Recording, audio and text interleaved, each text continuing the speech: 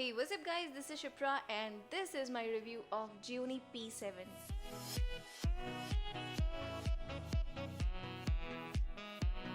Gionee P7 is another entry-level offering in the overcrowded budget segment. It is priced at Rs 9,290 and it packs a decent set of specifications.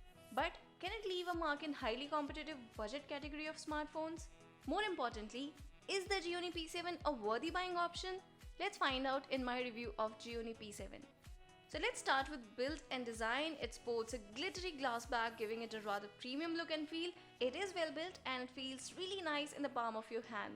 However, it does have curved edges, but it also offers a very good grip for one-handed usage. But that said, glossy back is rather prone to smudges and scratches, so you'll have to ensure the phone's back lies on clean surface or you get it protected with back cover or something like that. So overall, Gionee P7's build quality do not disappoint, but then again there's a hint of cost cutting as the back is made out of plastic.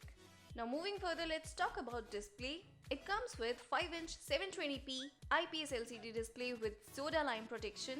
Colors on the display do look natural and vibrant, while viewing angles are also pretty satisfactory. Even the brightness levels are enough to handle bright outdoor conditions. But that said, many other similarly priced budget phones comes with full HD display, and this display is very reflective in outdoors, as you probably can see here. And the lack of full HD resolution is clearly noticeable while playing games, as graphics do look pixelated and not as crisp compared to 1080p screen. But overall, it gets the job done. Now what powers the Gionee P7 is a 1.3 GHz MediaTek quad-core processor, which comes bundled with 3 GB of RAM. So in terms of performance, the phone is well equipped to handle tasks such as web browsing and multiple app switching. Apps do open up quickly and the phone had no issues whatsoever while multitasking. Performance, for the most part, is free of any lags or glitches. It can even run games such as Asphalt Nitro without any noticeable lag or stutter. Despite the low-clocked 1.3 GHz MediaTek processor, I did not come across any visible pause or lags during gameplay.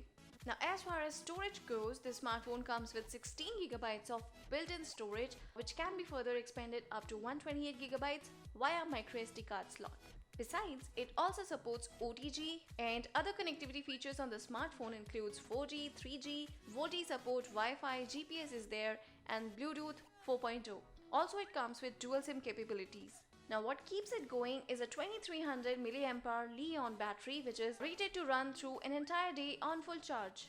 The phone gave me around 3 hours of on-screen time and it lasted about 8 hours of heavy usage, which involved gaming, streaming videos, web browsing, along with constantly checking Facebook, Twitter and WhatsApp updates. But for a normal user, the phone's battery can easily run an entire day once fully charged. Now if I talk about OS, it runs Android Marshmallow 6.0 with the company's Amigo 3.2 UI.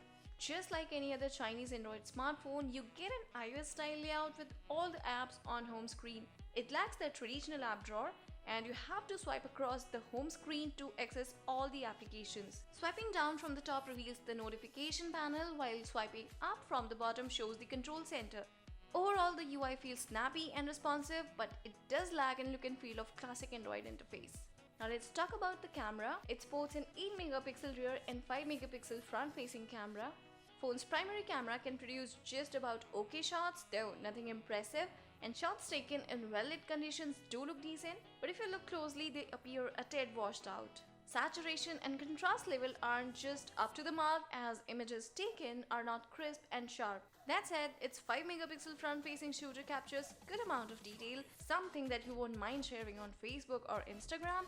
So here, if I conclude things, I have another sub 10K smartphone that looks premium and stylish, and it offers a decent overall performance. Also offers solid storage with 128 GB, microSD expandability along with USB OTG support.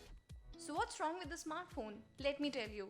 It lacks a full HD display, the processor is also clocked at just 1.3 GHz, camera performance is also nothing very impressive to talk about either, and biggest of all, it doesn't feature a fingerprint sensor, which is becoming a standard in budget smartphone these days. So if I put it simply here, if you're willing to spend 10K and planning to buy a budget phone, you can look for more powerful alternatives available at a similar price point. So that's it in this review guys. I hope you found it useful. If yes, give it a thumbs up and do not forget to subscribe the channel. This is Shipra and I'll talk to you guys in my next video. Till then, have a great time.